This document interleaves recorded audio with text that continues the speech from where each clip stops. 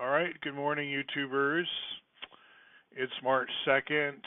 Happy birthday to Alexia out there. I wanted to flip through pictures again. What I've been doing lately is sometimes I'll do some post editing now. Like in my videos of about a month ago, my main goal was to practice spontaneous delivery with an eye towards no editing, no fixing up. Partly as a time saver for me, partly as a skill building exercise, given sometimes you're out in the world, you're on camera, and you don't have the luxury of doing a retake or whatever it is to make it look good. Now I'm doing more learning with my software what tricks I can do. I'm not great. These are rude and crude, these videos, is how I put it. That's as good as I can do for now. I want to inspire people to do better than I can. It's part of it. Let me start with this slide of um, the Python. I've gone through in my Pythonic PR wrap not so long ago. I talked about this Python in Nashville. It's behind the shield of Athena. There's some Greek mythology that I like to exploit around Python. Originally, Python computer language is named for Monty Python. Now, what's Monty Python named after? There again, like Pink Floyd, you can do some digging and find some things out, but it's obscure and esoteric. I've heard Guido use the word snarky. However, it's a cool name. It's simple. It's got good associations. The snake thing might be a little controversial in Western civilization because of the Garden of Eden and blah blah, but we can take any charged symbol and manage it properly. You're going to have some good energy to use. Now this Dymaxion house actually, which I'm showing now, is actually why I went to this slideshow in the first place, because I want to do a little bit of a rant today. Now the Dymaxion house, as you see here, is not a geodesic dome. It's what Buckminster Fuller was working on before he got famous for the geodesic dome. He was always into shelter ever since he was in the Navy, and he picked up all these understandings about how the weight of a house should matter. He was the first one to come on the scene sort of talking against heavy, as if that was a fault.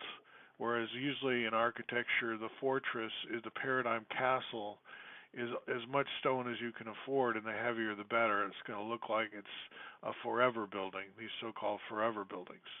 The idea that you would build with the eye towards eventual demolition, that destruction is as important as anything in the life cycle of a building, the whole idea of a life cycle, and that you're not building forever. You're not intentionally, it's not planned obsolescence, it's accepted obsolescence. Things don't last forever. Real estate needs to turn over. You might want to do something else here someday. So when you build a skyscraper or something nowadays, you're remiss. You're not doing your job if you're not thinking about how we're going to get rid of this thing eventually. That's just part of it. It was part of Fuller's design too. Now you'll see there's a mast here, a utility pole, and the house is basically suspended from this mast. The version they have on file, so to speak, that you can walk around in Chicago, actually in Dearborn, Michigan, at the Henry Ford Museum, is not this far off the ground. I don't know how wheelchair accessible this unit is, and I don't know how it would survive in a hurricane. There's a lot of things we don't know because this never went into mass production. It was on the verge of being mass produced, and orders were coming in, and Fuller nixed it.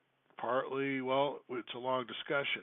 I don't think it was ready either. I think there was much more research needed.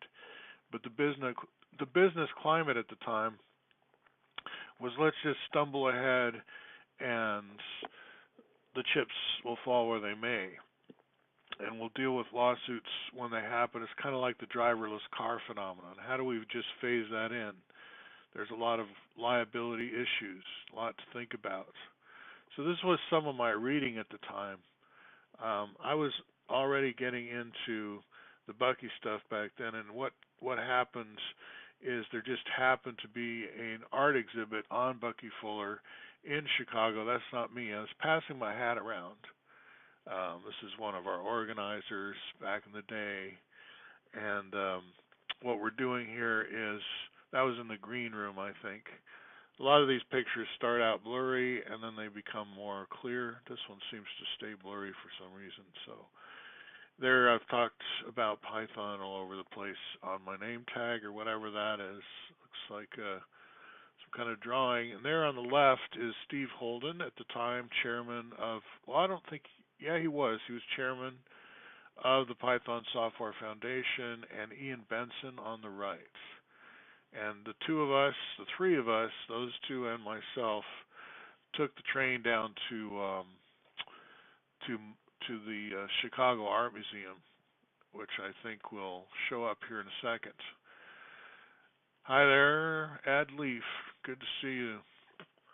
That guy is another FoxPro refugee. In other words, a language I used a lot and cut my teeth on, bread and butter winner for me. My main programming job for many years involved successive versions of what was called XBase as a language. Microsoft invested in it as FoxPro. They purchased FoxPro and continued to evolve the product as Visual FoxPro inside the Windows environment. It was a version of DBase. Now I started with the original DBase 2 and rolled forward with that. And it was very capable, thick client development environment. So this is before we tried to use web browsers as kind of the universal front end for everything that we do. Thick clients are, I guess, back in the form of phone apps more now, right? So, I don't do as much thick client app programming as I used to, that's for sure. Django still is a flagship free framework for developing websites using Python and written in Python. And there's a very strong subculture within the Python culture, you could say. And I've gone to Django cons as well, and Steve, whose picture I showed you, also organized a couple of Django cons. His business, he actually lived here in Portland, not far from me, was to organize conferences. And since he and I collaborated through him, I had the privilege of seeing a lot of these conferences from the inside. So what I want to say about that Dymaxion house, by the way, is, it wouldn't just fit anywhere. And I've heard the criticism, where could we put it? In a city, a crowded city, how could you have a hexagonal house on a pole? Well, maybe you couldn't. A city might not be the right place for it.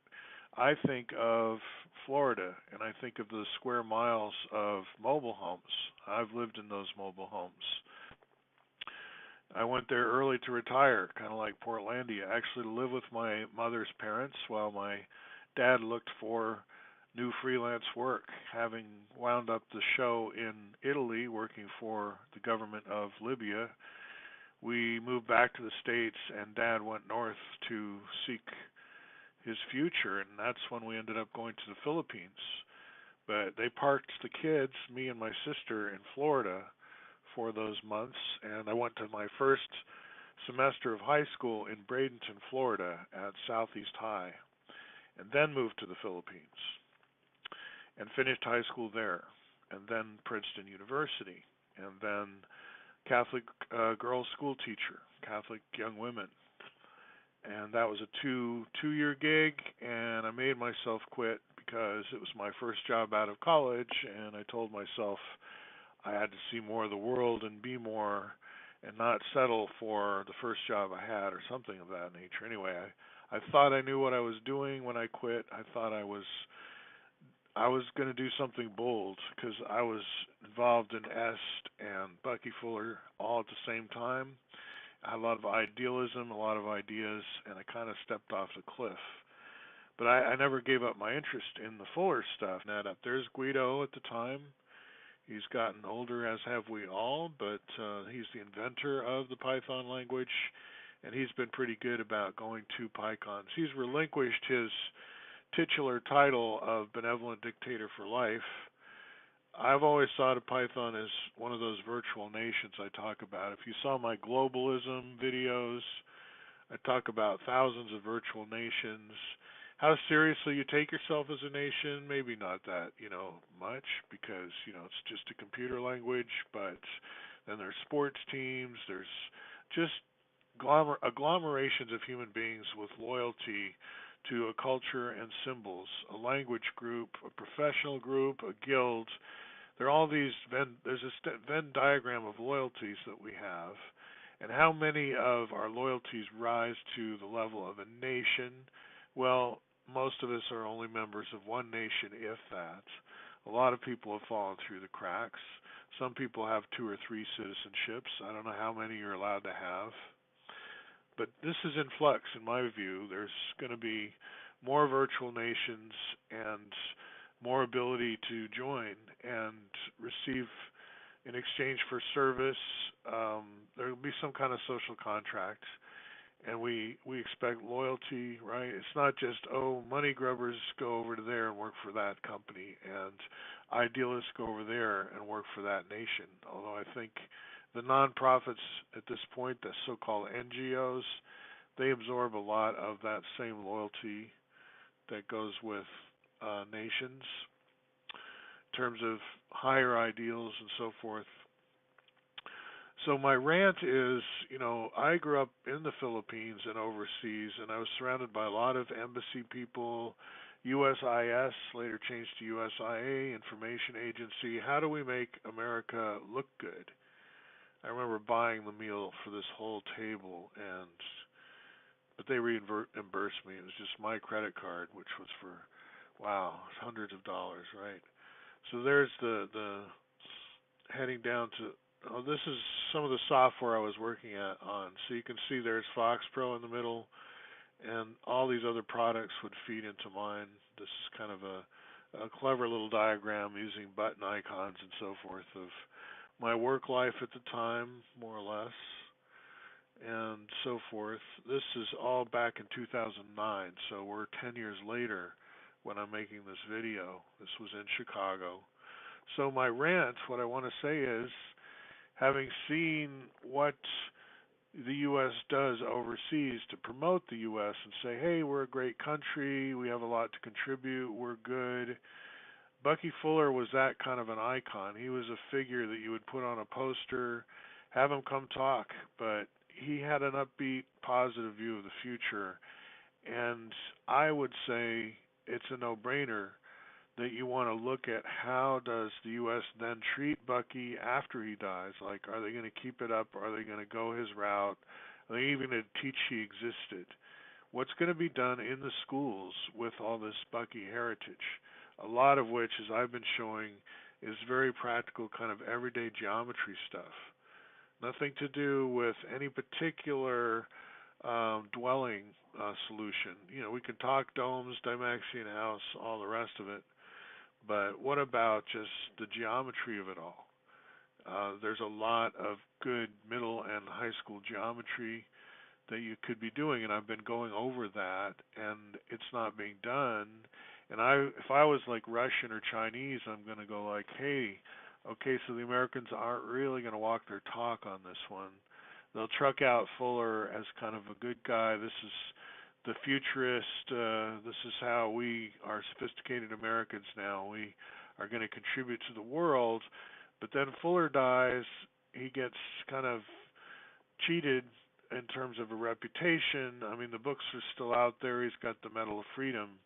But where does he show up in schools? And I've got this, gosh, that doesn't look like Amazon, does it? Here we go. The Girl from Spaceship Earth, A True Story. Excellent book in that Patricia, the author, has the same experience that, Fuller was a great guy and at least deserves a good chunk of time and understanding somewhere. Why don't we see him taught in, say, high school, middle school, especially the geometry stuff? And now with Python included. It seems to me it's not a government decision. It's like I'm looking at the school teacher culture in particular, and like So what's up on this? I think the whole history of the United States and its future is in the balance depending on what middle and high school teachers do and students. It's at that level that we'll see how things develop. It's not about President Trump or any of that. By the way, the whole thing with Korea and going over there a second time, I love that. We've got a very conservative right-wing administration going to Vietnam and basically ratifying the status quo in the world versus having a big hissy fit and leaving. I mean, they did not come to any new deals, but I don't care. I don't think that's the level at which I think history is made now is not that level. It's what are you going to do as a teacher of middle school with this Bucky stuff? That's my question. Nothing for the president in this picture. All right. Have a good rest of your day. I had a great experience this morning because I thought I was sleeping in. I thought, I'm sleeping the whole day away. I shouldn't just lie here. And then once I got up and started my day, I found out it was still only 7:30 in the morning. Now this is, I'll just end by saying I did a workshop at this one where I talked for 3 or so hours to other teachers, and those are on YouTube as well. So maybe in the notes to this one, I'll put a link to some of that material. All right, good chatting with you. Have a good rest of your day.